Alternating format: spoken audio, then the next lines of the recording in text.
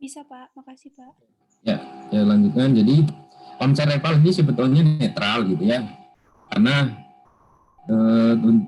nanti kita ada kenal apakah reval ini tujuannya untuk hanya akuntansi, perpajakan atau akuntansi dan perpajakan. Ya, tentu perusahaan kapal melakukan reval ini ya perusahaan lah yang paling paham gitu ya. Terkait ada aturan PMK 191 waktu itu memang bagian dari insentif perpajakan menurunkan tarif reval yang normalnya 10% jadi 3% di akhir 2015 4 ya 46 itu ya di 2016. Nah, jadi ini kita coba mereview kembali yang peak aset kemarin ya. Jadi ada dua model dalam mengukur ya aset tetap apakah sebagai cost atau revaluasi, model revaluasi. Cost itu seperti yang kita kenal waktu kita bahas mulai dari teman-teman belajar pengantar gitu kan. Aset tetap dicatat sebesar cost harga perolehannya. Nah, kemudian nanti dilakukan penyusutan ya. Nah, sampai penyajian laporan keuangan diakumulasi penyusutan dan juga kalau ada misalnya rugi penurunan. Ini kalau terkait metode biaya. Nah, kalau reval ini adalah dicatat pakai nilai wajar. Nilai wajar dasarnya dari mana? Ya ini melakukan penilaian oleh penilai independen. Ya, nilai independen di reval kemudian dikurangi akumulasi penyusutan setelah di reval. Ya, jadi ini fix ya sebesar harga perolehan, kalau ini ya berubah tergantung nilai wajar, setelah itu disusutkan sesuai nilai wajar itu. Nah, ini ya jadi kalau cost tadi misalnya beli aset tetap ya harga perolehannya berapa dikurangi akumulasi penyusutan ya atau akumulasi rugi penurunan nilai ya. Ini penyajian nanti di balance sheet-nya. Nah, kalau reval tadi adalah ya, metode ini jadi setiap saat ya. Kalau secara akuntansi sebenarnya nggak ada batasan ininya ya, cuma kalau pajak itu ya dalam rentang 5 tahun gitu ya. Ya reval itu. Ya.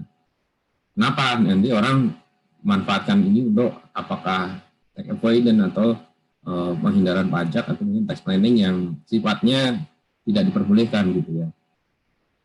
Jadi kalau di pajak nanti ada aturan 5 tahun gitu ya.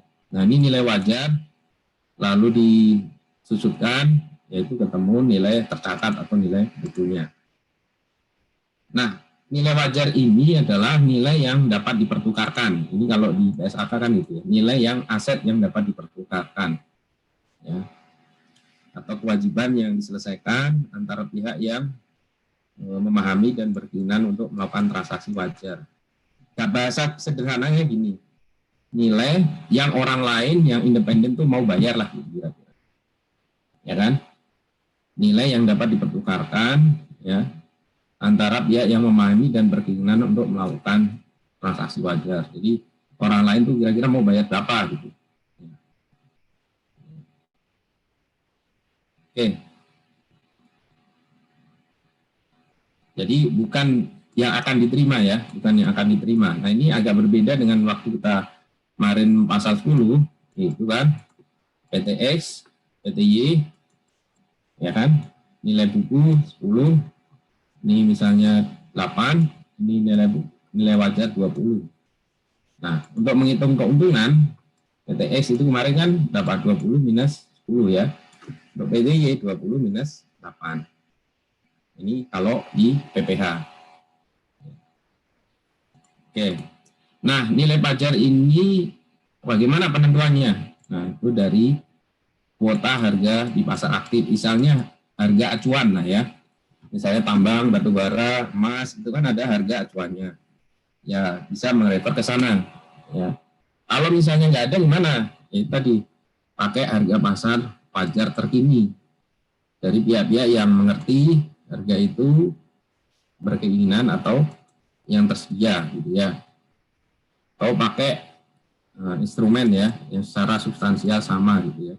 Atau kalau penilaian nanti ya pakai metode ini ya, discounted cash flow atau option price model ini ya. Oke.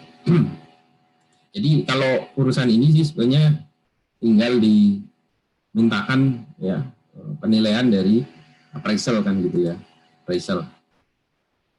Nah, selanjutnya dalam menentukan metode reval itu ada dua, proporsional sama eliminasi. Proporsional itu akumulasi disajikan kembali secara proporsional dengan perubahan dalam jumlah bruto dari aset sehingga aset tercatat setelah reval itu sama dengan revaluasian. Misalnya nanti ada contoh ya, jadi aset sudah dibeli, nilai bukunya berapa, kemudian direval, nah maka hasil revalnya itulah ya sebesar hasil revalnya itu. Nah, akumulasi penyusutannya nanti tinggal diproporsionalkan ya. Hasil aset setelah reval itu ya hasil akhirnya gitu. Tuh. Atau cara kedua, secara eliminasi. Eliminasi ini ya akumulasi penyusutan dicatat, di debit kreditnya mesin atau aset, kemudian dimunculin lagi aset baru setelah reval. Jadi aset lama dienoli ya dengan mendebit akumulasi pada aset tetap, kemudian dimunculin lagi jurnal baru aset tetap yang hasil reval pada surplus ya, kreditnya surplus reval. Oke. Nah, bagaimana terkait pengakuan reval ini masuk di mana? Nah, ini kalau di laporan keuangan nanti ke profit and loss. Ya, ada yang masuk ke OCI, ada yang masuk ke profit and loss. Nah, seperti tadi sampaikan bahwa reval ini kan bisa naik, bisa turun. Ya, setelah di reval itu, ya umumnya ya orang ingin reval, ingin naik ya. Kalau minta di reval udah bayar mahal tapi turun ya ngapain gitu ya. Ya, oke. Jadi ya kecuali memang untuk tujuan apa misalnya ganti rugi dan lain sebagainya ya harus di reval atau dinilai. Gitu. Nah, misalnya meningkat nih. Artinya surplus ya, maka peningkatan pertama kali ini masuk ke OCI karena kan meningkatnya itu sebetulnya hanya catatan saja, mesin 1M di reval jadi 1,5, berarti kan ada peningkatan, tapi peningkatannya itu hanya ibaratnya catatan saja yang 500. Nah, kalau penurunan pertama kali masuk profit and loss ya, masuk profit and loss. Nah, ini kalau pertama kali. Nah, misalnya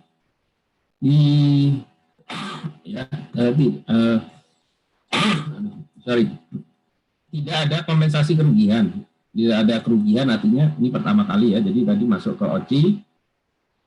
Kemudian kalau ada kompensasi rugi dari reval sebelumnya, ya berarti nanti masuk ke laba rugi gitu ya, laba rugi.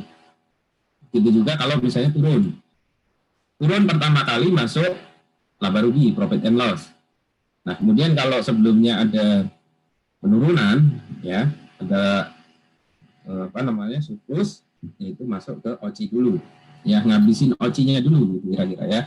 Kemudian ini kalau misalnya tidak ada saldo surplus dari periode sebelumnya.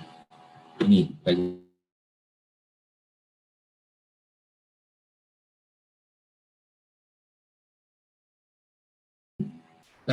dari reval tadi itu bisa juga dipindahkan nanti ke saldo laba. Kalau misalnya aset itu dihentikan, ya aset itu misalnya udah habis buku gitu ya, dihentikan, ya berarti kan surplusnya nanti masuk ke saldo laba gitu ya. Saldo laba di ekuitas. Ekuitas itu kan ada laba ditahan awal akhir gitu ya. Ya tentu surplus ini akan menjadi masuk ke laba. Atau ya kalau misalnya ini ya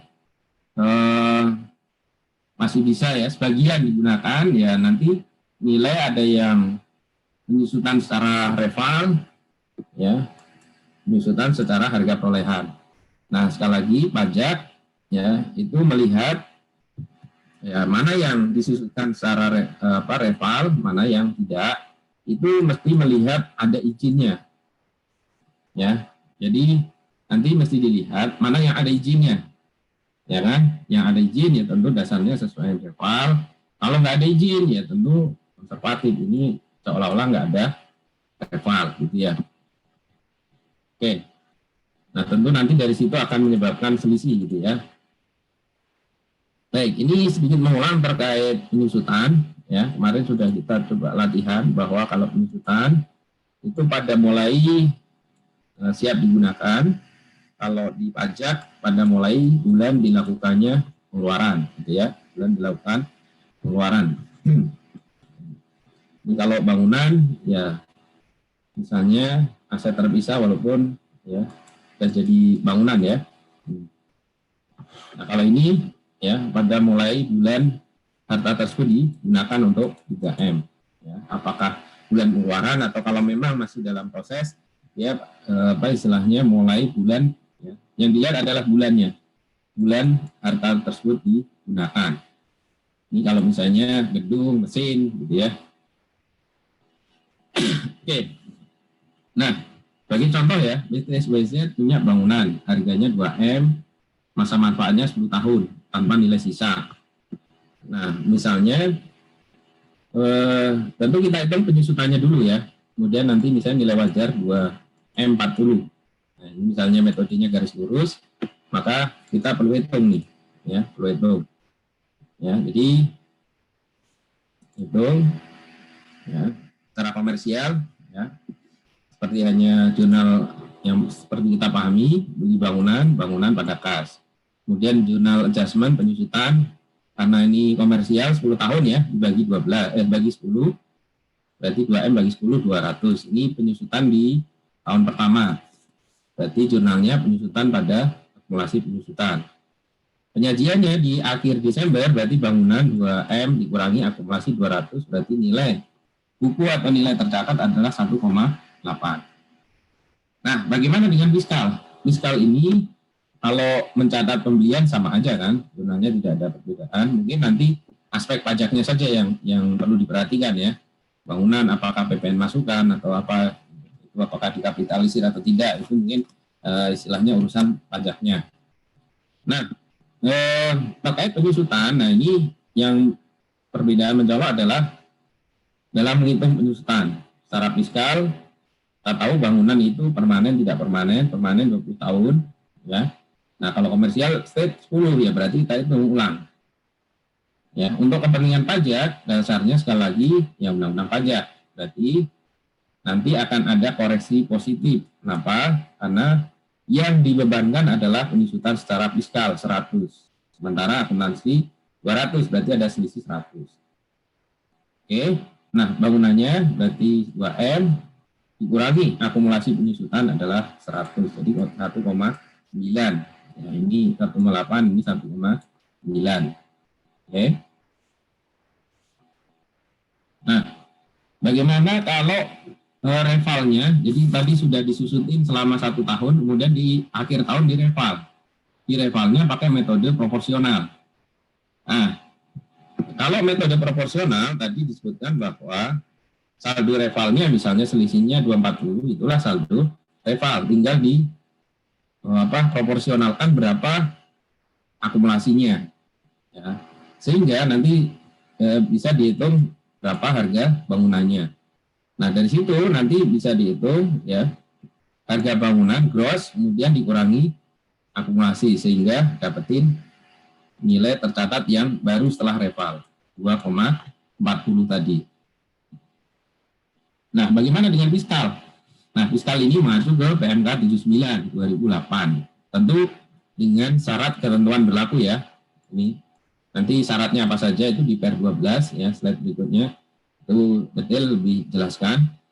Nah, dalam menghitung reval untuk tujuan perpajakan atau fiskal, yang perlu diperhatikan nilai sisa buku adalah fiskal, bukan komersial ya. Kemudian nilai tercatat setelah reval misalnya sama nih ya, 2.040.000, maka ada selisih lebih 140. Nah, 140 inilah nanti akan dikenakan PPh final 10%. Ya, tentang. Nah, bagaimana kalau misalnya hasil revalnya itu lebih rendah dari nilai buku, misalnya jadinya ini 1,9, ini 1,5. Berarti ada penurunan berapa? 400. Nah, di akuntansi mungkin ini akan dicatat sebagai cadangan atau penyisian penurunan nilai. Tapi di pajak itu tidak diperkenankan, gitu ya. Tidak diperkenankan, sehingga nanti dikoreksi positif, gitu ya. Karena cadangan tidak diperkenankan. Nah, kemudian kalau metode eliminasi gimana? Nah, ini sebenarnya lebih gampang ya. Kenapa? Karena jadi pada saat melakukan reval, ya, dengan eliminasi ini aset yang lama, ya, dieliminasi saja, ya, penyusutan yang lama, artinya berkurang 200, setelah itu munculin aset baru, gitu ya, bangunan, nilai aset baru, maksud saya bangunan pada surplus reval, berarti bangunan 2M40 akumulasinya argu 0 lagi kalau ini, ya, karena penyusutannya udah dinolkan, gitu ya. Nah, bangunannya yang dikurangkan, gitu ya. Yang semula tadi nilai tercatat itu 1,8, itu setelah dikurangi akumulasi. Nah, sekarang bangunannya yang langsung dieliminasi. Nah, secara fiskal lagi-lagi masih sama ya, tidak ada perbedaan entah ini metodenya eliminasi atau proporsional, ya, karena pajak patokannya adalah nilai buku fiskal, ya, masih sama dengan yang tadi. Oke. Nah, ini ada kasus ini ya, yang kita temui waktu itu ya, kasus reval kaitannya juga dengan pengalihan saham ya, pengalihan saham.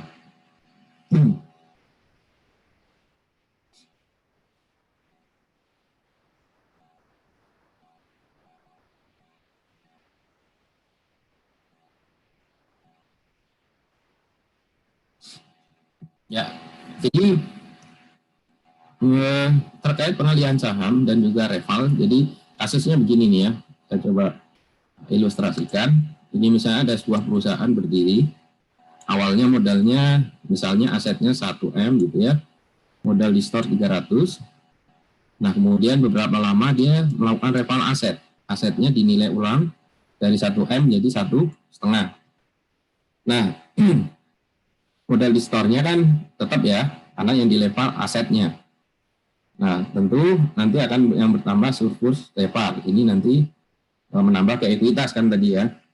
Nah, berikutnya ini ya, surplus tadi dikonversi menjadi modal di store.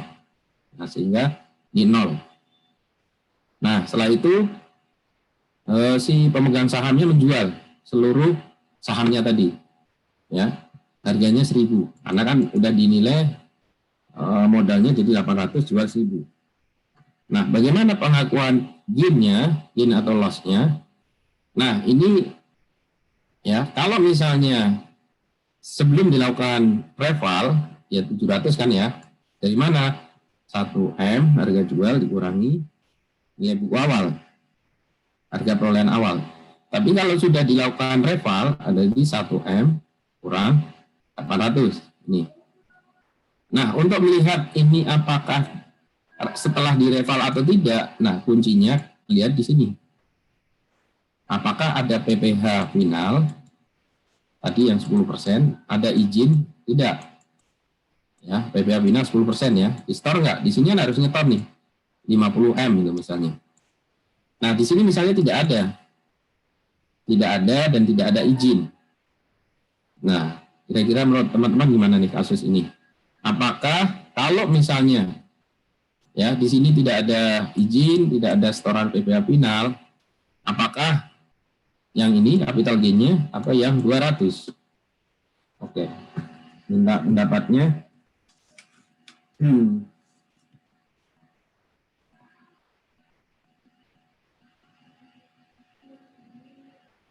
Agnes, ada Agnes?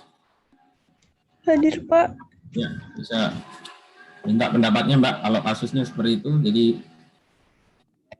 setelah reval perusahaan jual sahamnya karena nilai sahamnya udah bagus, dia jual 1.000.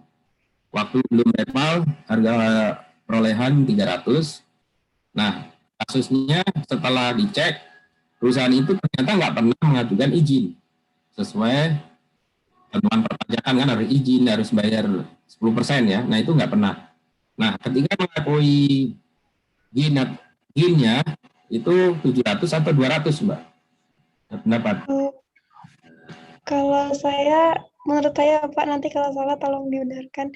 Itu berarti surplus revaluasinya tidak boleh diakui. Berarti dia harus mengakui capital gain-nya sebesar 700 mungkin Pak. Ya, ya, jadi ya harusnya konsisten gitu ya. Jadi harusnya capital gain-nya adalah 700. Nah ini kasusnya itu puluhan tahun ini.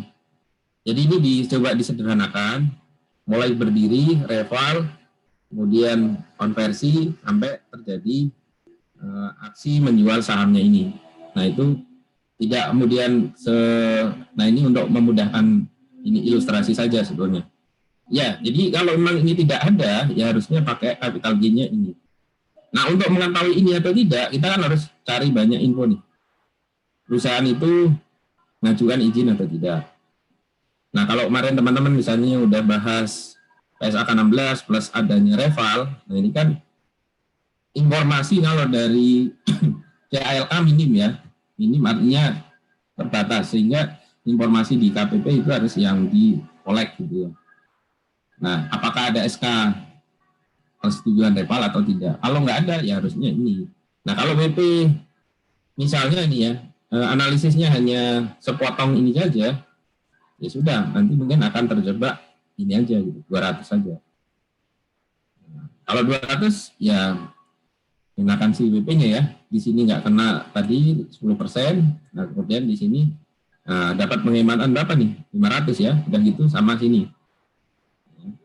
Oke, seperti itu ya.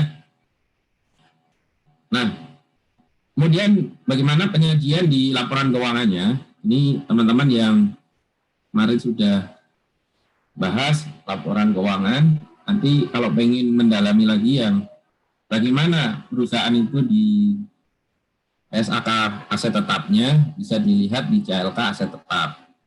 Nah, dicek apakah ada reval atau tidak. Nah, ini kan ada ya. Kemudian di sini ada informasi perusahaan yang menilai independen. Ini laporannya. Ya kan? Ada laporannya, kemudian ini nilai pasarnya.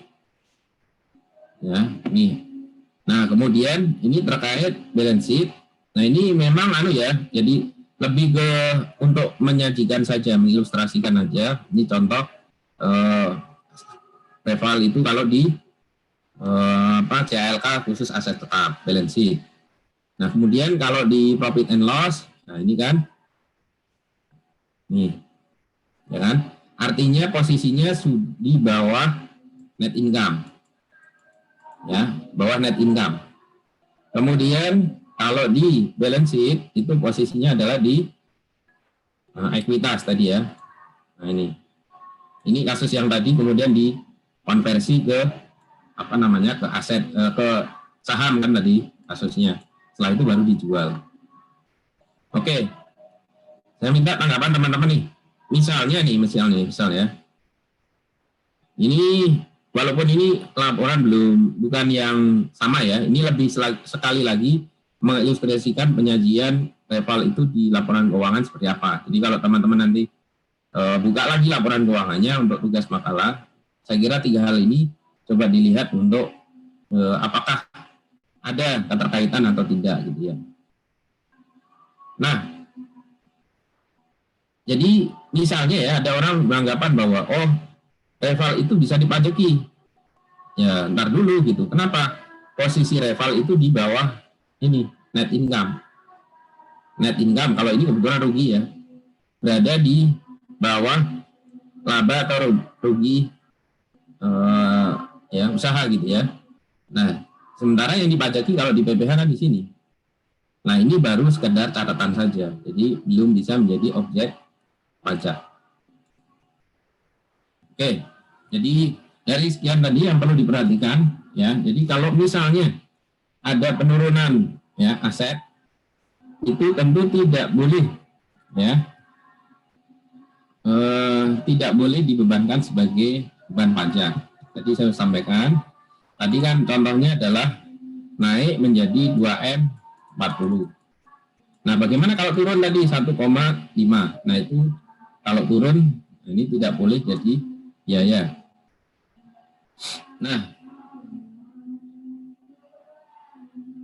kenaikan aset yang rival tadi kalau memang tujuan perpajakan, berarti dia ada izinnya, ada SSP-nya, ada PPh finalnya, ya, sehingga itu secara pajak sah gitu ya.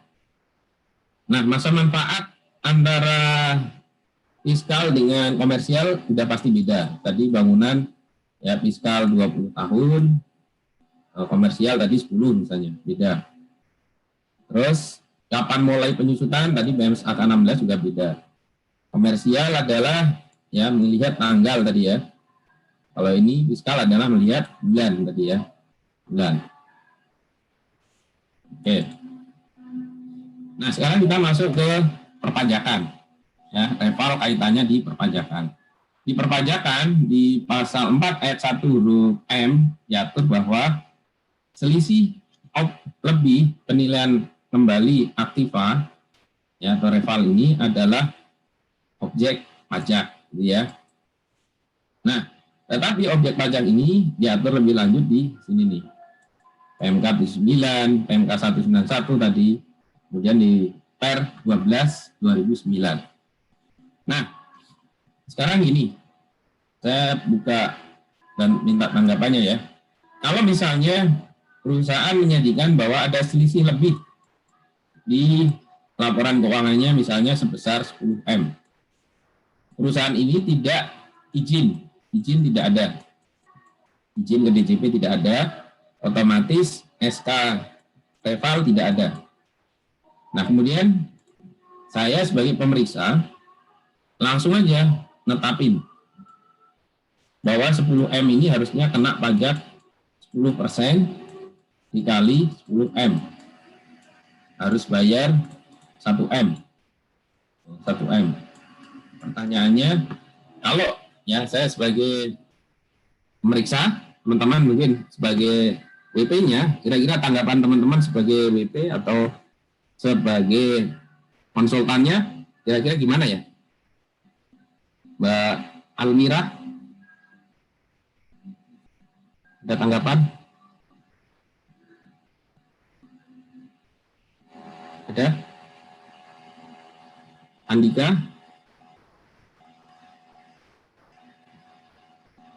Ya, Andika?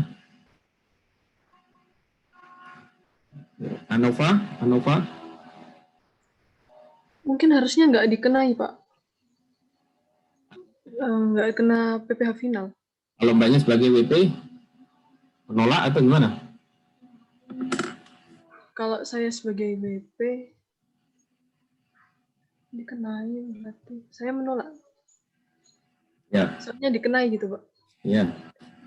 Ya. Ya, lawan lah ya gitu, enggak. Karena harusnya enggak dikenain gitu ya. Iya. Ari, Bro. Ari Bro. Iya, Pak. Ada tanggapan kalau Mas Ari sebagai konsultannya?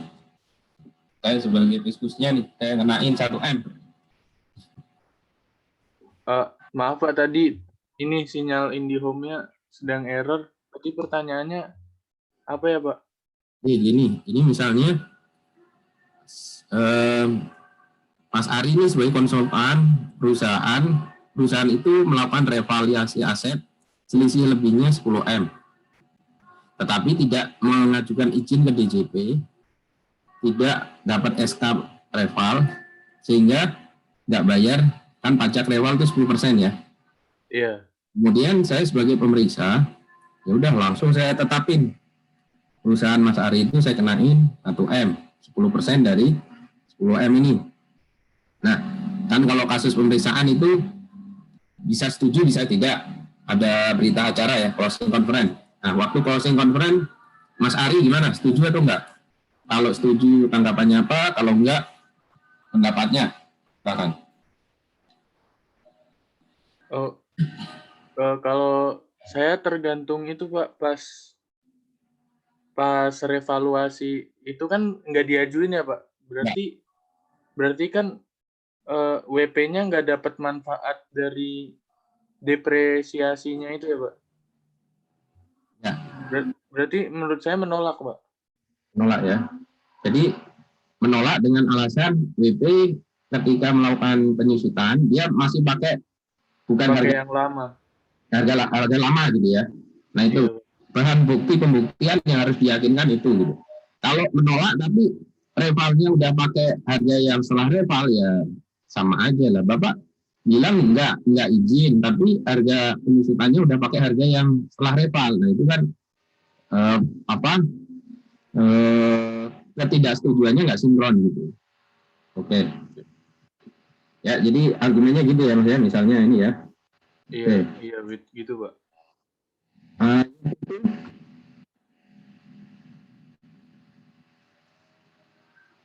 Ayu.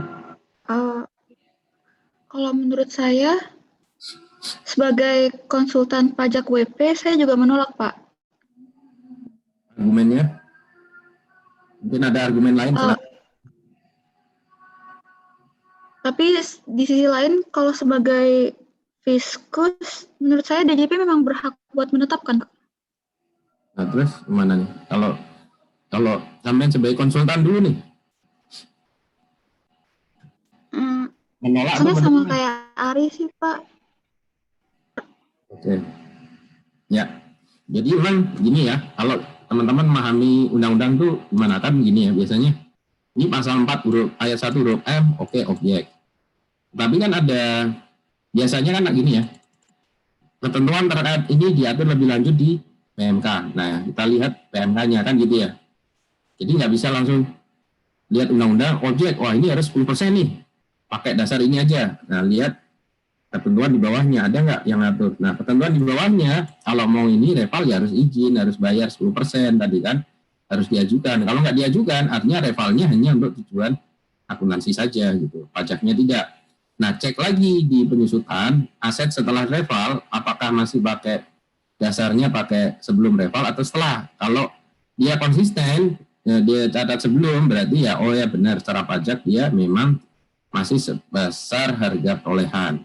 Tapi kalau secara pajak dia nggak ngakuin nggak izin tapi sudah pakai harga penyusutannya harga reval dengan istilahnya kan penyusutannya jadi lebih besar. Nah berarti alasannya ya nggak kuat gitu kan gitu ya. Sama kalau kita lihat promo gitu ya, diskon 90%, ada bintang syarat ketentuan berlaku. Nah itu kan bukan langsung diskon 90% kan. Nah lihat syarat ketentuan berlakunya nih. Nah kalau pemeriksa tadi saya langsung ngenain 10%, ya mereka juga harus melihat ini juga kan gitu. Ya jadi memang tidak bisa. Kedua, nah ini tadi kan reval itu posisinya di mana sih? OCI itu kan di sini. Ya, kalaulah ini sebagai net income, OCI itu kan di sini. Pak, saya itu naikin reval. Memang ada selisih 10M. Itu baru hanya catatan, Pak. Saya nggak dapat manfaat ekonomi langsung. Uang saya reval langsung saya dapat bantuan langsung 10M, enggak gitu. Nah, gitu. Ya. Sementara pajak itu kan penghasilan itu apa? Tambahan kemampuan ekonomis kan gitu ya. Nah ini 10M tadi hanya catatan bahwa nilainya meningkat, nilai wajarnya itu saja sebetulnya. Nah itu sebagai tambahan penguat ya. Oke, kita break dulu ya sebentar setelah adzan zuhur nanti kita lanjut ya.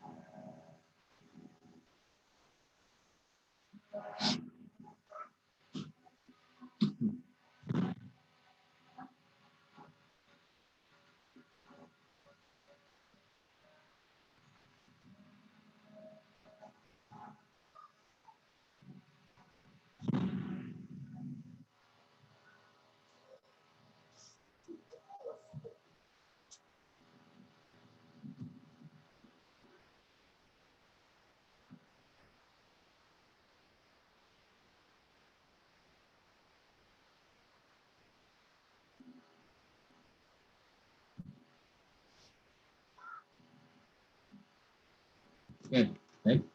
Mbak Komang bisa minta tolong diproseskan lagi, Mbak. Mbak. Bisa, Pak.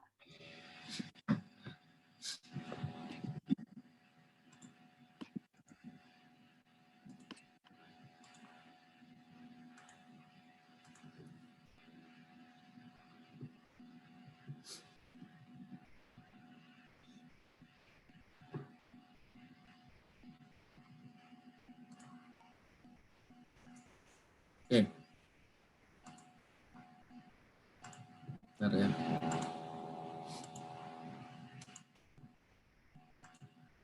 Baik, teman-teman, bisa disimak lagi yang slide ini tadi? Saya ya? Oke, ya, saya coba lanjutkan lagi ya. Kasus yang barusan ya. Jadi seperti itu ya. Jadi pemeriksa nggak bisa langsung mengejas bahwa itu sebagai objek pajak ya. Mesti dilihat dirunut. Kasus yang tadi saya cerita, perusahaan berdiri, kemudian rival, kemudian dia konversi ke saham, kemudian setelah itu dia jual sahamnya, itu juga mesti dirunut dari belakang, nggak bisa langsung hantam, wah selisih, nah, kayak tadi tuh misalnya selisih 700 nih, nah, lihat dulu dia ada izin rival atau tidak. Kalau ada izin rival, ya mestinya 200 tadi ya, kalau tidak ada, ya baru ke capital gain-nya 700 tadi ya. Oke, jadi ini dasar hukumnya ya, dasar hukum rival itu di PMK 79. Jadi teman-teman kalau misalnya buka peraturan, jadi di tahun 2015-16 itu sempat pakai PMK 191, kemudian di tahun sebelumnya dan juga 17 sampai sekarang ini balik lagi ke PMK 79 dengan Perdijen di Per 12 2009 ini ya. Jadi cara memahami aturannya begitu. Nah, tentu dengan memanfaatkan rival ini secara substansi ya, secara harapannya buat WP ya. Jadi menghemat pajak. Kenapa? Karena dengan rival penyusutannya lebih besar ya. Ini mengurangi beban pajak juga ya dalam jangka panjang ya. Kemudian rival itu meningkatkan ekuitas sehingga DER-nya bisa meningkat. DER itu kan perbandingan antara debt utang dengan ekuitas. Jadi kalau surplus tadi masuk ke ekuitas, ya berarti DER-nya makin bagus dong. DER yang bagus kan berarti apa ya? Kalau di DJB 4:1 ya. Kalau ekuitasnya nambah, tambah 1 lagi misalnya, jadi yang semula 4:1 kan jadi 4:2. Ya, artinya setengah kan gitu ya. atau 2:1 jadinya. Artinya jadi lebih baik lah ya rasionya. Sehingga misalnya nanti diajukan ke bank lebih bankable misalnya. Nah, di PMK 91 itu tarifnya ya 346 ya, 346. Ini 346. Yang sebelumnya 10, tapi 2017 ke sini balik lagi ke 10%. Ya, 346 tadi. Manfaat pajaknya apa? Nah, ini manfaat pajaknya. Dengan membayar 346 di tahun 2015-16, maka penghematan pajaknya ya ini selisihnya kan 22% dari mana? Dari 25 kurangi 3. Ini 25 kurangi 4, 25 kurangi 6. Ini. Nah, sekarang dengan tarif turun 22% ya malah lebih ini lagi kan nanti gitu. Bagi yang waktu itu tahun 15-16-nya sudah reval. Nah, ini cara ngitungnya ya. Cara ngitungnya ya waktu Desember kan Desember udah kena 6% ya. Jadi 6%. Nah, kemudian penghematan yang didapat dari bayar 6% itu nanti apa istilahnya untuk penghematan pajaknya ya lewat nanti pembebanan biaya penyusutannya ya selama beberapa periode aset yang direval itu sendiri. Nah, PMK 191 ini hanya berlaku 2 tahun. Itu pun 2015-nya di penghujung ya, di bulan keempat ya, Oktober sampai Desember ya. Nah, ini tarifnya 3, 4, 6. Jadi kalau teman-teman nanti misalnya menganalisis atau membaca laporan keuangan perusahaan BUMN atau swasta melakukan reval di tahun-tahun ini tarifnya kok nggak 10%. Nah, ini dasarnya adalah pakai ini PMK 191. Nah, dasarnya adalah ya dari nilai aset yang direval itu dikurangi dengan nilai sisa buku fiskal ya. Jadi yang dikurangkan ada nilai sisa buku fiskal. Oke. Ya. Jadi ya saat itu yang penting setor dulu ya, tadi 3% diajuin dulu oleh BP Badan, BUT atau orang pribadi yang menyelenggarakan pembukuan. Nanti masalah AJPP-nya penilaiannya itu menyusul gitu ya. Dan itu bisa dilakukan untuk seluruh aset atau sebagian gitu ya. Yang penting apakah dipakai untuk 3M atau tidak ya.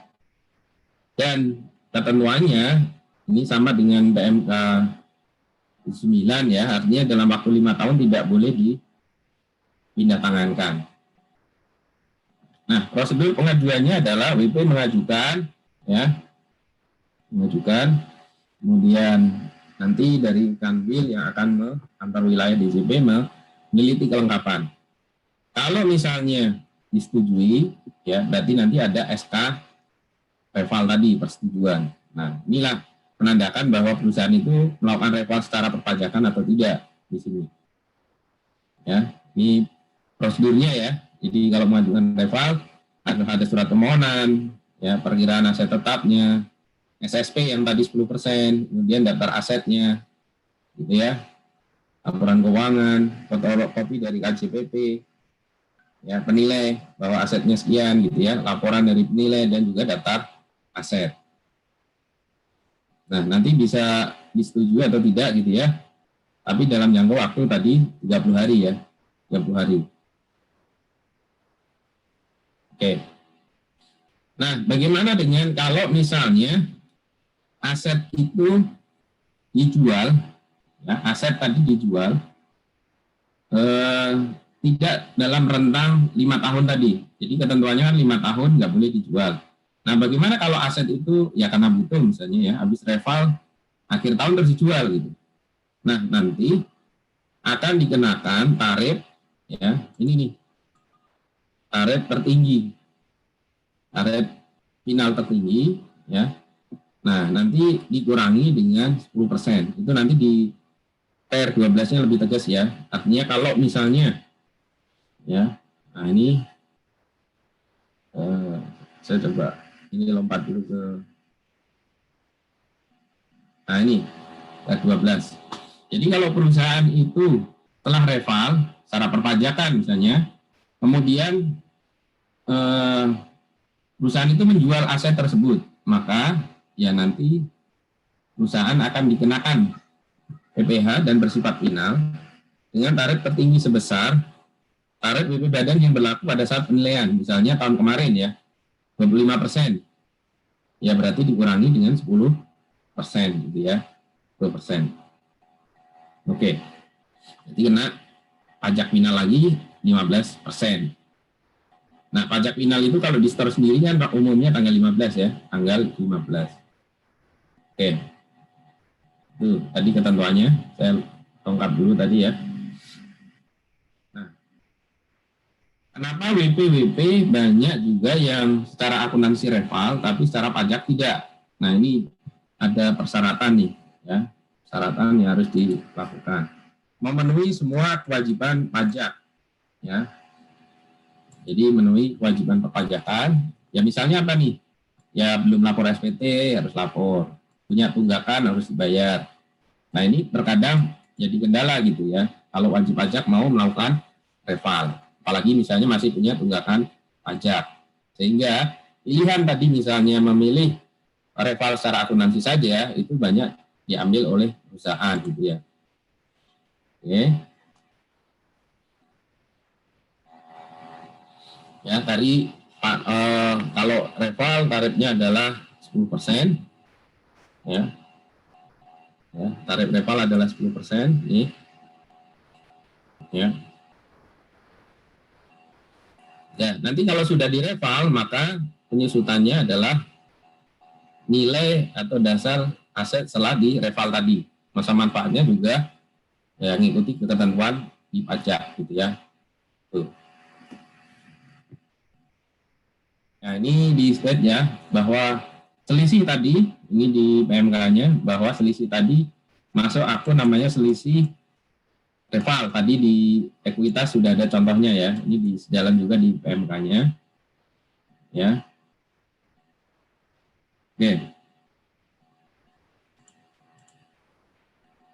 Nah, ini lebih detail nanti di Per 12, bagaimana tata cara pelaksanaan dari PMK 79 ini mengajukan persetujuan. Jadi harus ngajuin ke KPP tempat terdaftar, baru KPP nanti akan diteruskan ke kantor wilayah gitu ya. 30 hari tadi ya, 30 hari. Nah, kalau 30 hari nggak ada ini ya di hari kerja ya. Nanti harus memberikan persetujuan gitu ya. Kemudian membayar tadi 10%. Jadi sebagai kesimpulan ya sekali lagi revaluasi aset untuk tujuan perpajakan kembali ke dasar hukumnya adalah ke ketentuan perpajakan. Apa itu? Jadi harus izin, harus menyampaikan pembayaran yang 10%, kemudian dapat persetujuan. Masa manfaatnya juga ngikutin ke undang-undang pajak, ya, termasuk juga dasar penyusutannya. Nah kalau di akuntansi tadi ke PMS angka 16, ya, di sana diatur lebih detail, misalnya bagaimana metodenya. Nah tadi apakah eliminasi atau proporsional kan tadi gitu ya. Nah jadi pajak gimana? Ya karena nggak diatur di PMK ini maka mengacu ke PSAK sejalan dengan konsep pembukuan yang kita pelajari di pertemuan yang pertama itu ya. Oke. Nah, dari sini ya perusahaan itu dapat memilih ya melakukan reval itu untuk tujuan akuntansi saja, pajak saja, atau akuntansi dan pajak. Nah inilah ya kenapa tadi misalnya pemeriksa pengen netapin langsung 10% padahal di akuntansi. Nah itu tentu dilihat ya data dan informasi yang tersedia apakah benar hanya untuk akuntansi saja atau Dia sebetulnya hanya pajak, tapi kewajiban perpajakannya belum disampaikan. Misalnya.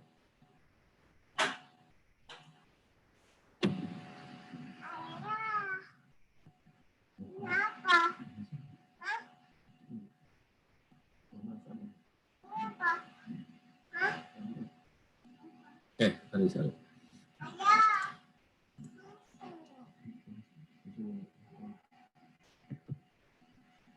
Ya. Jadi ini emang harus persetujuan dari DJP, tidak bisa tanpa ada persetujuan kemudian DJP sendiri menetapkan tadi SKP 10%-nya gitu ya. Oke, saya kira ini sebagai highlight beberapa materi. Silakan kalau ada hal-hal yang mau disampaikan ya, atau pertanyaan, silakan.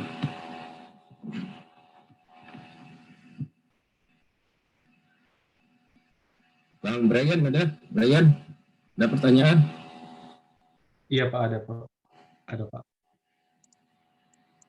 Yang pertama Pak, saya ingin bertanya, saya masih belum terlalu paham mengenai penilaian kembali itu untuk tujuan perpajakan. Apakah itu per satu bangunan, per satu item atau per kelompok Pak? Itu pertanyaan pertama.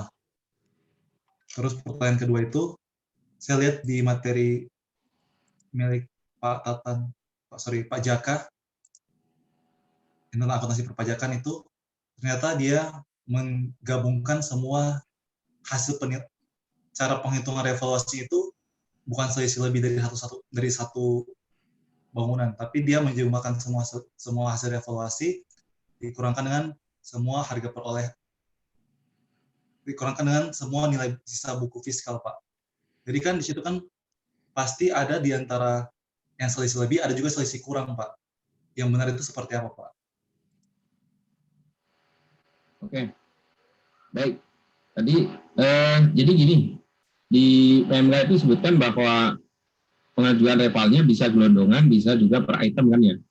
Per item tadi misalnya nanti ada contoh tanah, bangunan, mesin. Nah, memang idealnya harusnya per item ya, tanah sendiri, per objek lah ya.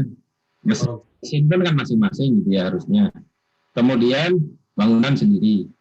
Nah, bagaimana kalau ada salah satu dari yang ternyata turun?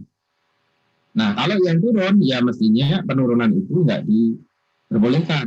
Kalau secara akuntansi kan boleh penurunan menjadi cadangan atau estimasi penurunan. Ya pajak, ya kalau ada turun, tentu nggak boleh. Nanti harus dilakukan koreksi fiskal. Kan gitu tadi ya.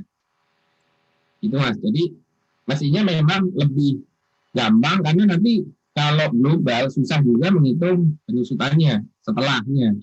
Jadi, walaupun di ketentuan itu bisa, maksudnya bisa sebagian, bisa seluruhnya. Artinya kalau punya aset, ada bangunan, ada mesin, ada tanah, nah itu maksudnya bisa yang di reval hanya mesin saja, atau tanah saja, atau bangunan saja gitu maksudnya.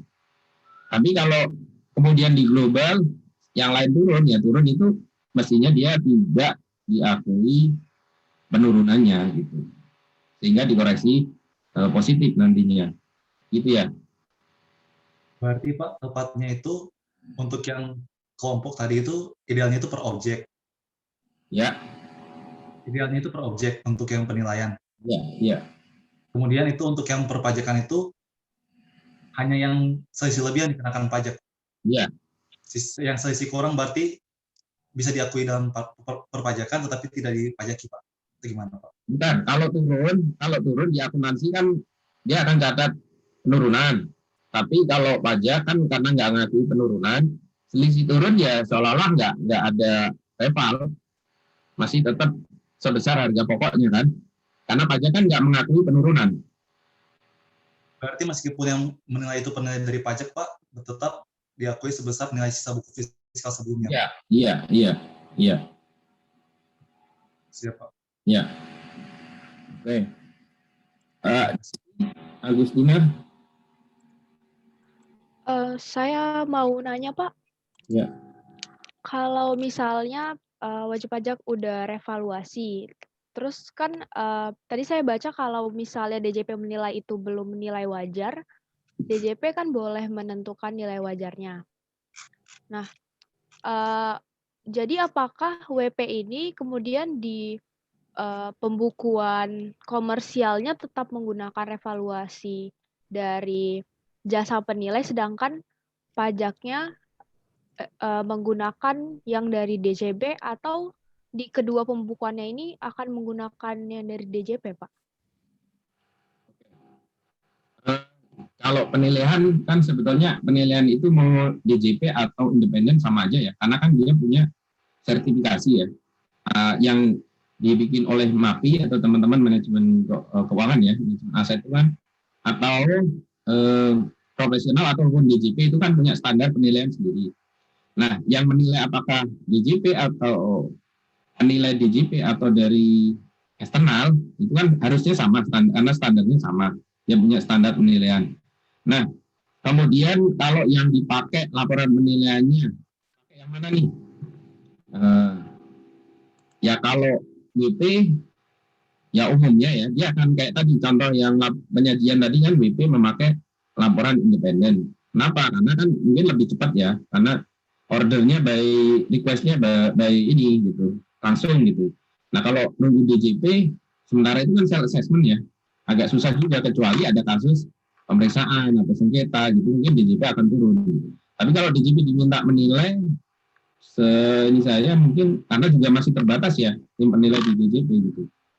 Jadi paling ini ya kalau WP mau reval, WP nunjuk sendiri appraisalnya kantor ininya, kemudian nanti di disclose di laporan CLK-nya seperti contoh yang tadi penyajian di laporan keuangan tadi di bagian fixed aset tadi.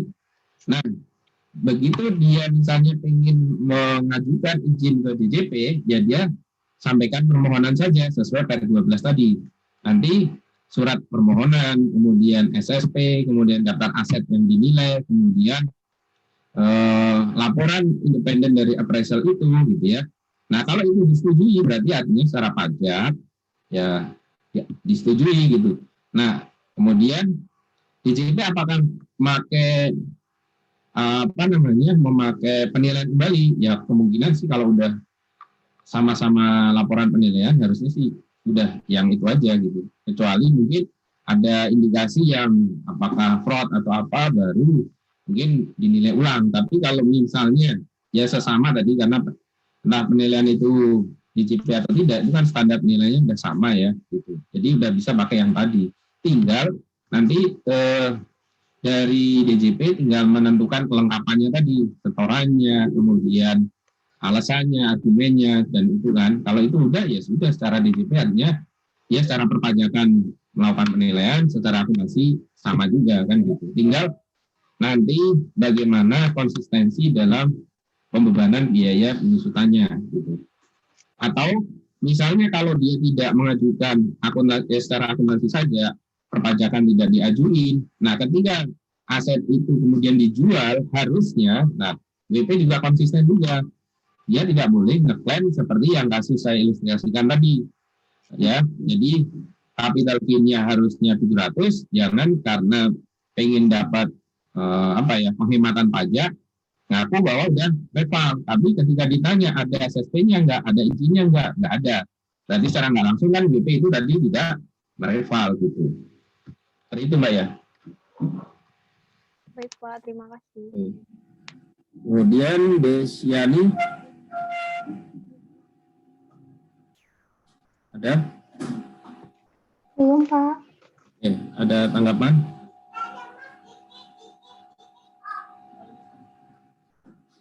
Oke, lanjut. Dinar?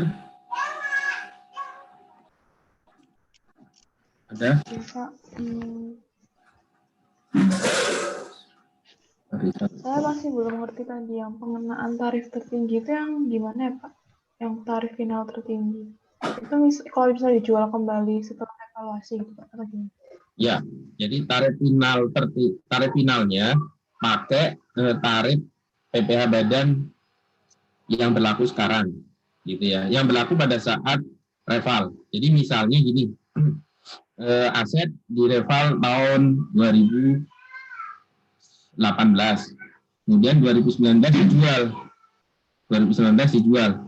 Berarti itu kan belum 5 tahun ya. Maka ya, tapi kalau namanya orang perusahaan ingin menjual asetnya, DJP kan nggak melarang. Nggak ada larangan menjual asetnya. Kan untuk kebutuhan WP kan gitu, atau aset WP. Nah, cuma karena tadi sudah memanfaatkan reval di 2018, sudah disetujui, begitu 2019 dijual, maka 2019 itu nanti dilakukan penalti tadi.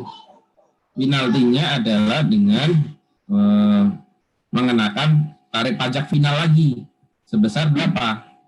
25%. Tarif yang berlaku pada saat 2019. Nah, dikurangi 10%. Itu nanti tadi yang per 12 pasal 6 tadi, Mir ya, itu ada penjelasannya seperti itu. Jadi misalnya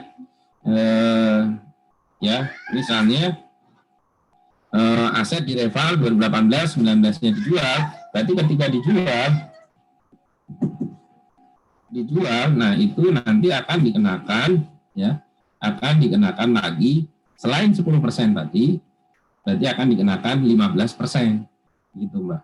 Tapi di sini final, artinya apa? Ya tidak bisa menjadi kredit pajak. Artinya kalau misalnya perusahaan itu ada reval, ada misalnya penghasilan yang lain, kalau itu kena pasal 17 biasa, kan bisa dikurangi adanya kompensasi rugi. Nah, kalau ini enggak, ya 15-nya harus dibayar gitu. Itu kan final atau enggak kan di situ kan. Kalau final ya harus dibayar gitu. Tapi kalau tidak final, misalnya dia ada dijual tadi ya, selisih 15. Ini tidak final. Nah, nanti kan bisa ditandingin sama apakah dia penghapusan piutang atau dari penghasilan atau kerugian yang lain, sehingga yang dibayar hanya selisihnya misalnya. Begitu Mbak ya. Mungkin di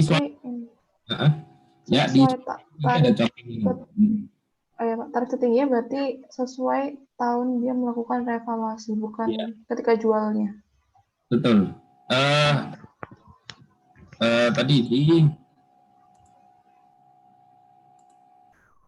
Tadi ya per 16 pasal 6 tadi saya kutip.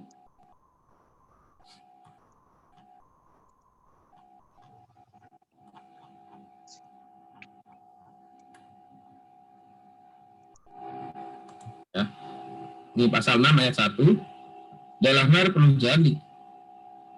perusahaan dikenai tambahan pajak penghasilan yang besar final dengan tarif sebesar tarif tertinggi PPh WP Badan dalam negeri yang berlaku pada saat penilaian kembali dikurangi ya 10% karena melakukan pengalihan aset tetap perusahaan sebagaimana dimaksud pasal 8 ayat 1 PMK 79 tentang penilaian aset tetap.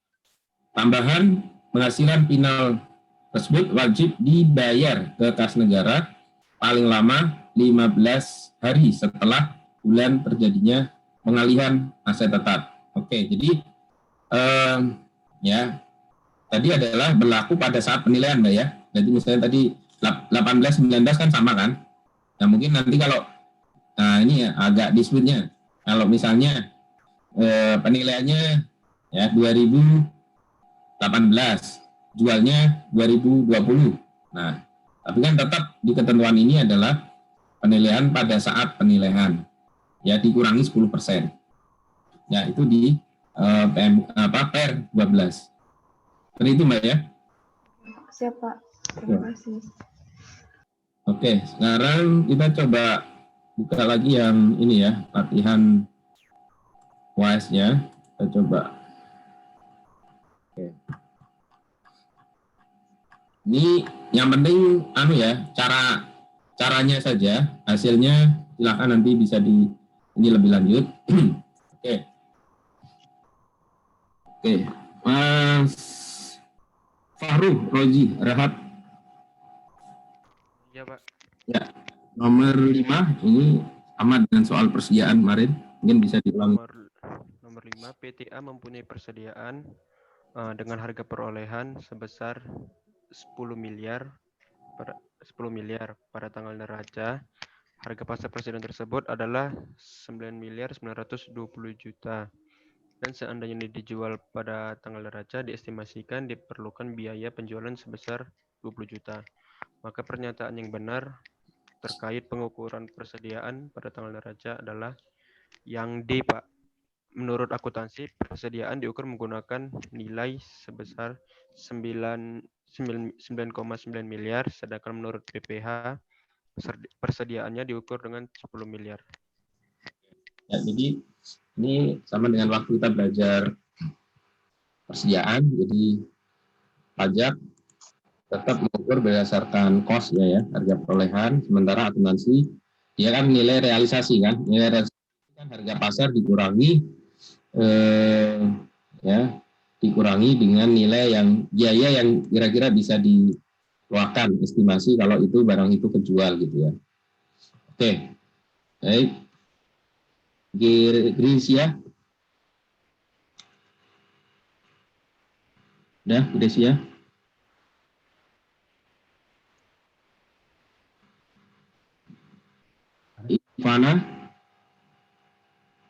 Ivana, Grace, Yolanda. Oke. Komang. Iya Pak, nomor 6 ya Pak? Ya, nah, caranya aja Pak, mending cara menghitungnya dulu deh. Nomor 6 itu kan dia metode average, berarti saldo akhirnya, dia caranya pembeliannya dulu dikali cost-nya, karena itu pembelian yang 3 Maret sama 10 Maret sama-sama 500, artinya yang penjualan tanggal 26 Maret juga cost-nya itu 500 masih. Lalu ada pembelian lagi tanggal 29 Maret sebesar 600. Setelah itu dicari average dari cost-nya, ketemu 550 ya. Setelah itu 550-nya dikalikan dengan sisa Ya. akhirnya. Jadi setiap mutasi persediaan entah pembelian atau penjual dihitung rata-ratanya Mbak ya. Iya. Rata-ratanya, nah kemudian tinggal dikalikan unit cost persediaannya. Ini kan beli 1, berarti 9. Kurangi 7 unit yang tersedia berarti berapa nih? 2.000 ya? Iya Pak, 2.000. Nanti tinggal dicari harga rata-ratanya. Oke. Baik, berikutnya Malik. Bang Malik.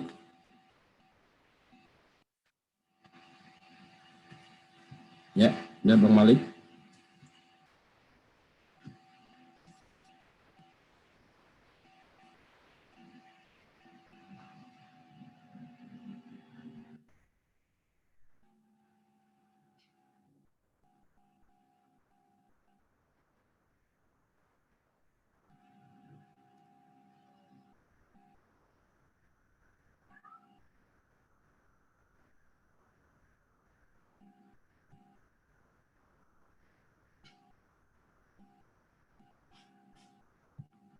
Ya, Muhammad Alif.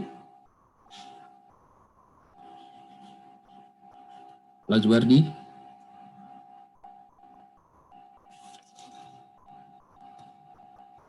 Muhammad Alvin. Noval.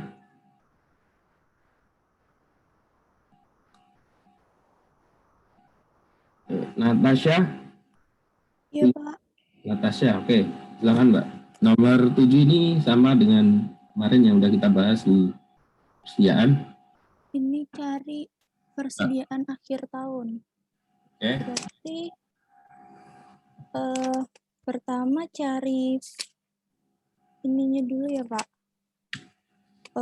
Penjualan bersih sama HPP nanti dikurangin kan Pak. Jadi penjualan bersihnya itu dari penjualan dikurangi sama retur, dia ketemu 4.650. Setelah itu dicari marginnya kan 25%. 25% dikali penjualan bersihnya nanti ketemu 1162,5. Lalu dicari HPP-nya. HPP-nya dari persediaan awal ditambah pembelian, dikurangi potongan pembelian, sama ditambah ongkos pembelian. Nanti ketemu HPP-nya itu 428. Oh, sama nilai persediaan akhir tahunnya kan masih X. Jadi HPP-nya 4280 min X. Itu terus setelah itu dicari marginnya. Margin sama dengan penjualan bersih dikurangi HPP. Jadi marginnya itu tadi kan 1162,5. Lalu penjualan bersihnya 4650 dikurangi HPP-nya 4280 min X. X-nya itu saya kemarin ketemunya 792.500. Ya, jadi caranya gitu ya. Yang penting caranya jadi dicari bisa HPP-nya. HPP-nya 75% dari salesnya sales bersih. Berarti dicari sales bersihnya itu yang berpengaruh adalah penjualan dikurangi retur ya. Kalau ongkos angkut kan tidak mengaruhi ke penjualan karena ini mengaruhi ke biaya penjualan atau OPEX ya, biaya penjualan. Kemudian setelah dapat nanti dibandingin dengan persediaan tambah pembelian dengan ini barang yang tersedia dijual ya. HPP dibandingin tersedia dijual itu kan selisihnya adalah persediaan akhir gitu ya. Oke. Baik. Regian. Ya Pak, nomor 8 ya Pak. Ya. Pernyataan berikutnya yang tepat menurut saya jawabannya yang C Pak. Perlakuan akuntansi boleh memilih menggunakan cost model atau revaluation model, sedangkan perlakuan PPH menggunakan harga perolehan. Mungkin bisa dijelasin lagi Mas. Kalau cost itu secara gampangannya gimana ya? Sederhana. Cost gimana, revaluasian gimana?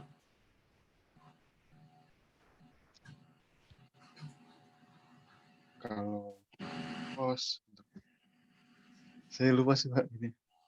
Itu sebesar ya dicatat sebesar harga perolehan, kemudian dilakukan penyusutan ya kan, dikumpulkan istilahnya cara diakumulasi penyusutan kan gitu ya, atau di penurunan nilai.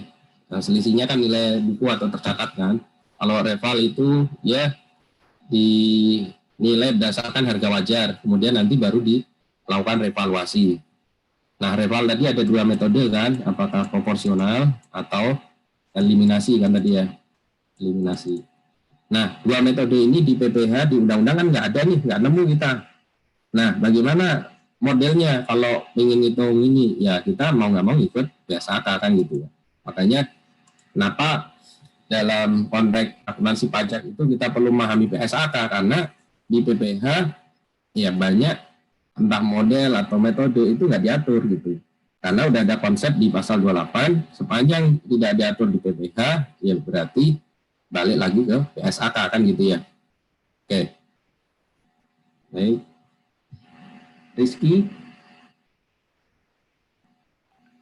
Ya Pak, Ya. nomor 9 ya Pak. Ya. PT Merah Putih memberikan fasilitas bagi para pegawai yang memiliki jabatan tertentu berupa fasilitas mobil sedan yang dibeli pada tanggal 1 Januari 2019 dengan harga 666 juta. Mobil ini termasuk kelompok 2 dan menggunakan saldo penyusutan saldo menurun. Yang ditanya penyusutan fiskal tahun 2019. Jadi caranya harga perolehannya 666 juta, karena kelompok 2 kan berarti 8 tahun ya Pak. Tarifnya jadinya 25%, soalnya 100% dibagi 8, karena saldo menurun dikali 2, jadi 25%. Terus karena ini sedan, nanti jadi penyusutannya 50%. Jadi hasilnya 666 juta dikali 25% dikali 50%, didapat B, Pak, 83 juta, Pak. Oke, baik ya. Jadi ini contoh metode penyusutan secara fiskal. Ya, secara fiskal kelompok 2 tadi udah ini ya, asumsi 8 tahun. Ya, kelompok 2 misalnya pakai saldo menurun, berarti misalnya tadi kelompok 2 25 ya, karena nah kemudian setelah dihitung misalnya dapatnya berapa ya. Nah, itu masih harus disesuaikan lagi dengan cap 2020 ya, tahun 2000. Ya, bahwa kalau misalnya terkait penyusutan yang atas mobil atau fasilitas ya, mobil sedan itu 50% ya, 50%. Ini aturannya ya, cap 220 50% ya, boleh dibebankan. Ya, jadi kenapa ada aturan itu ya, karena mobil ketika dipakai sedan itu kan identiknya dibawa pulang ya, dipakai untuk kepentingan pribadi juga, untuk kepentingan tugas perusahaan juga. Nah, untuk mengetahui kapan dipakai full untuk bisnis itu kan agak susah, makanya ya udah dibikin 50%. Nah, itu termasuk biayanya pemeliharaan BBM gitu ya, HP ya, fasilitas HP yang diberikan oleh tenaga marketing misalnya. Nah, itu hanya boleh dibebankan 50% setelah dihitung secara fiskal gitu ya. Oke. Baik. Rohmatika. Ya, Pak. Ya, nomor 10. Nomor 10, pengenaan PPh final pasal 19 terkait evaluasi aktiva tetap untuk tujuan perpajakan dikenakan atas B. Selisih lebih penilaian kembali aktiva tetap perusahaan di atas nilai sisa buku fiskal. Jadi tadi ya di R12 PMK 79 disebutkan bahwa 10% itu adalah dibandingkan dengan nilai sisa buku fiskal, karena kita kan menghitung tarif untuk tujuan perpajakan. Oke. Salsa. Nomor 11 atas transaksi penjualan mesin tersebut, pernyataan yang salah adalah menurut saya yang D, Pak. Oke, kenapa? Karena nilai sisa buku fiskalnya kan 1,75 M, sedangkan harga jualnya 2,3 M. Jadi masih ada gap di situ yang bisa dipajakin. Jadi jawabannya yang berapa apa delta? Yang D, Pak. D. Delta, Pak. Tidak terutang PPh final karena yang diperjualbelikan mesin. Ini case-nya adalah perusahaan ya tahun 2018 melakukan reval. Kemudian di antaranya adalah mesin kelompok 2. Jadi yang direval itu ada mesin, harga pasar dan nilai bukunya 3M. 3M ini 1.750 ya kan. Pada tanggal 27 Mei mesin dijual 2,3. Apabila nilai bukunya per akuntansi 2750, masa manfaat setelah reval 9 tahun, penyusutan menurut akuntansi garis lurus dan menurut fiskal saldo menurun. Nah, ini atas transaksi jual beli tersebut yang salah adalah, nah tadi benar dia ya, cuma harus dicari dulu kenapa tidak terutang PPh final. Nah, padahal harusnya sesuai tadi yang saya sampaikan bahwa kalau mesin itu dijual, kemudian dalam rentang waktu kurang dari 5 tahun itu akan dikenakan PPh final, kan gitu ya tadi ya. Berapa ya, Pak? Ya, besarnya adalah tarif pada saat reval tadi dikurangi 10%, berarti nanti kena lagi pajak 15% ya, tapi sifatnya final, gitu ya. Jadi harusnya ini walaupun dia jual mesin, dia tetap akan dikenakan pajak final 15%. Sesuai PR 12 pasal 6 2009 tadi gitu ya. Oke. Oke, nanti akan ini di kasus 2 ya. Ini contoh ini akan coba dielaborasi di kasus 2. Oke. Kemudian Salsabila. Iya, Pak. Ya, nomor 12. Nomor 12, kecuali C mungkin, Pak. Oke, bisa dijelasin?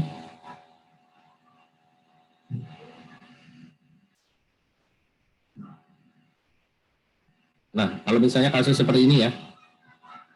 Jadi ini nilai buku komersial ya. Ini per aset ya, harusnya dihitung masing-masing. Cuma ini karena kan nggak ada negatif, kita langsung jumlahin saja. Ini 5 M. Kalau ini berapa nih? 3,2. Ini 3,6.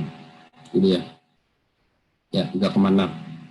Berarti kalau mau ngitung pajak finalnya, ya dihitungnya kan dari sini kan. Nilai pasar dikurangi dengan sini. Kan gitu ya. Pajak finalnya, nilai ke sini ya. Berarti 5,2 dikurangi 3,2, 5M dikurangi 3,2, 1,8 ya. Benar berarti ya. Kemudian selisih laba menurut komersial. Selisih labanya berapa? Selisih lebihnya kalau komersial. Berarti 5M dikurang 3,4. 1,4 ya harusnya ya.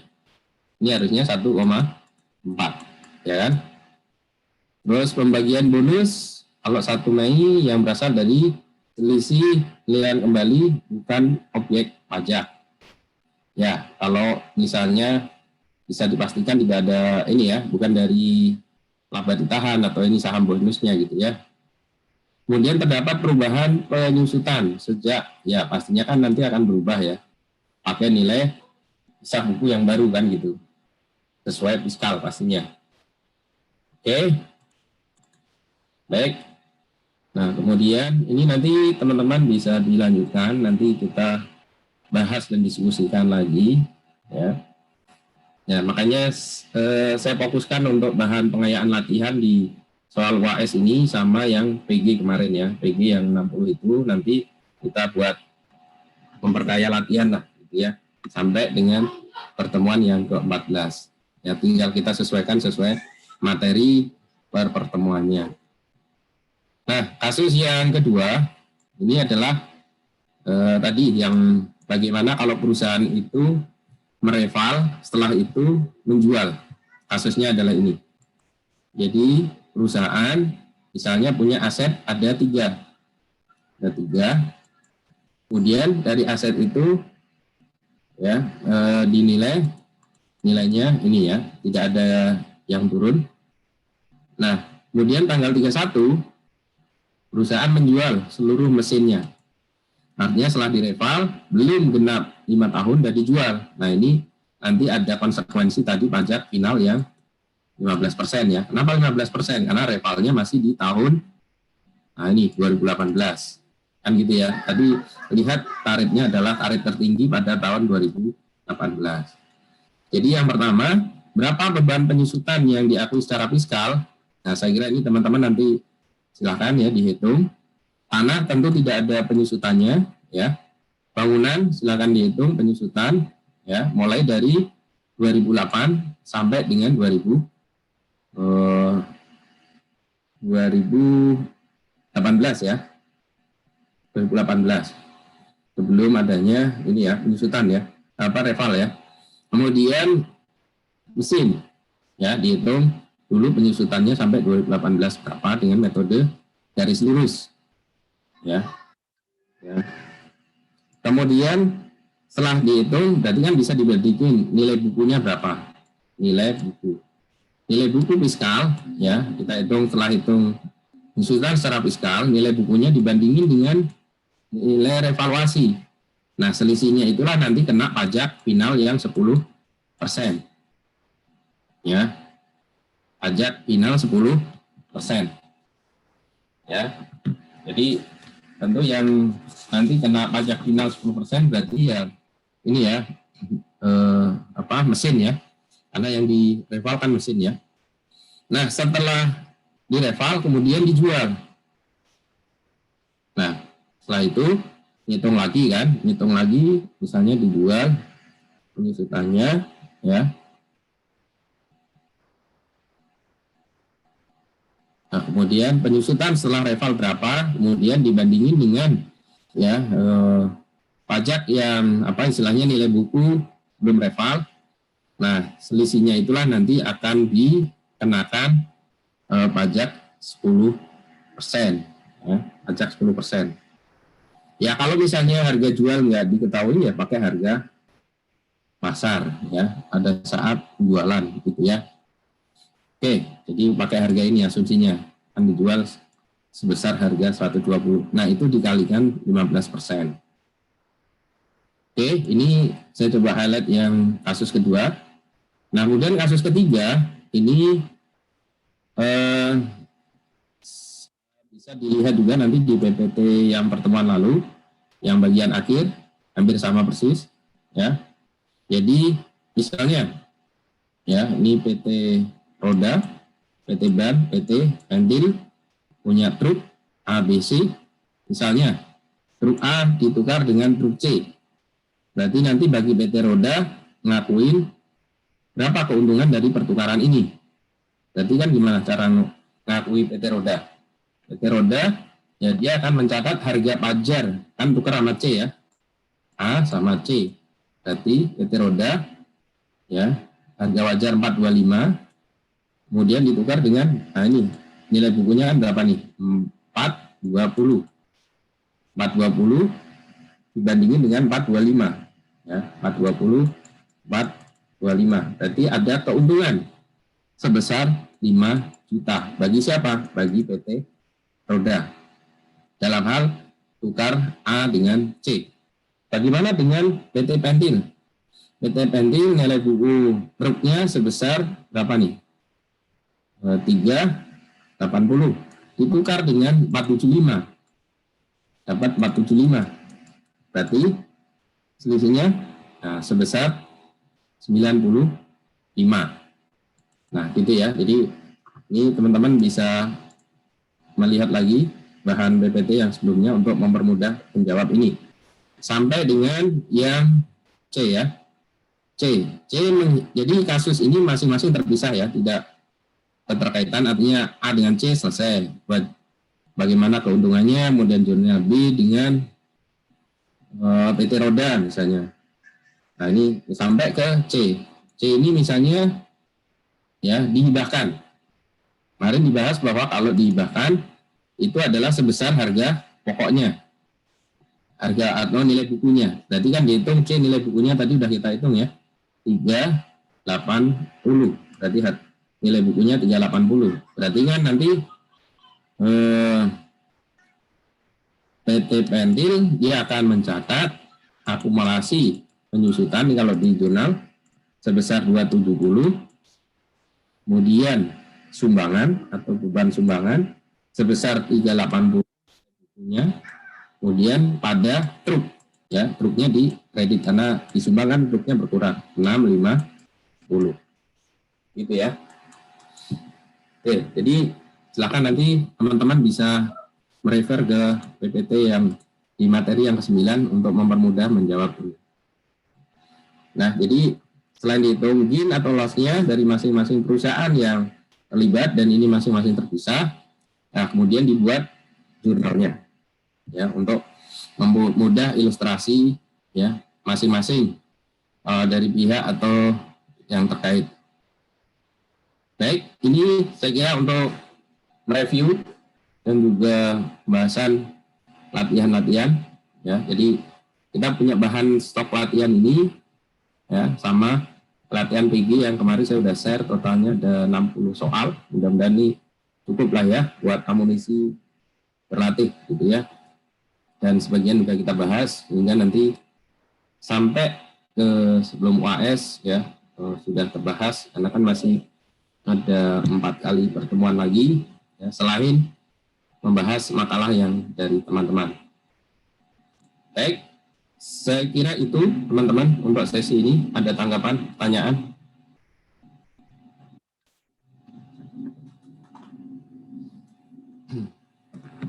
Ya.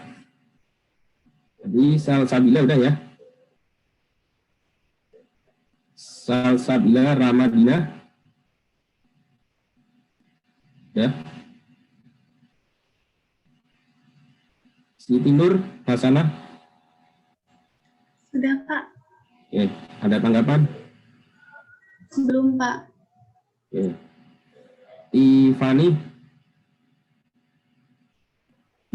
Izin nanya, Pak. Ya. Saya mau nanya kayak filosofinya aja sih, Pak. Kan kalau misalnya, ini Salsa tadi, Pak, baru lupa. Iya, iya.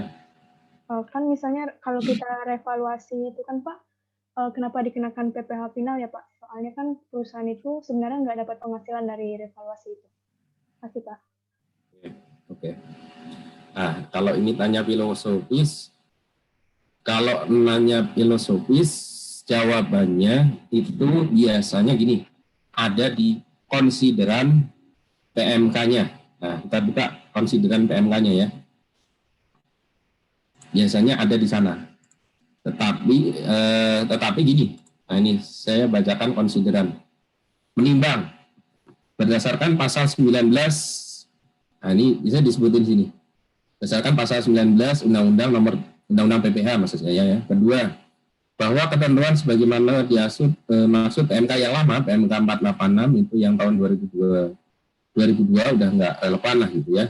Kemudian yang C, berdasarkan pertimbangan ABC, maka perlu menetapkan PMK tentang reval.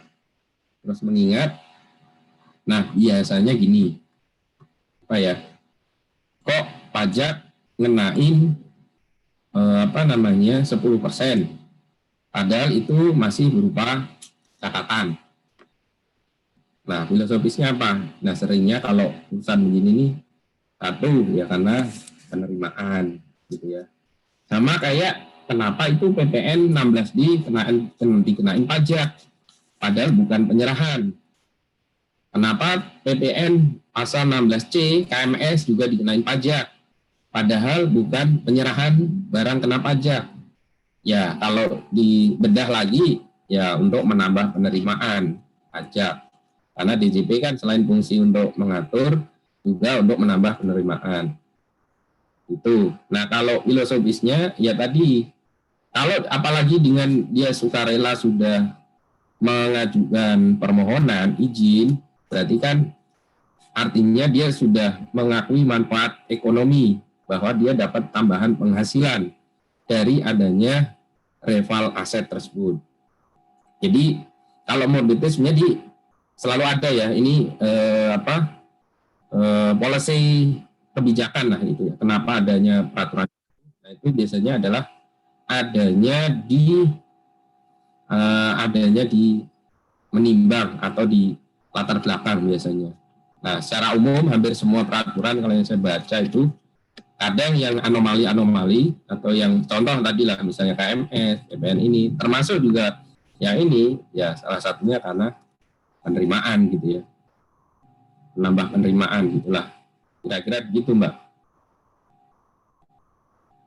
Entah porsinya karena full pengen dapat tambahan penerimaan atau karena fungsi mengatur. Nah, ini mungkin perlu diteliti lebih lanjut ya.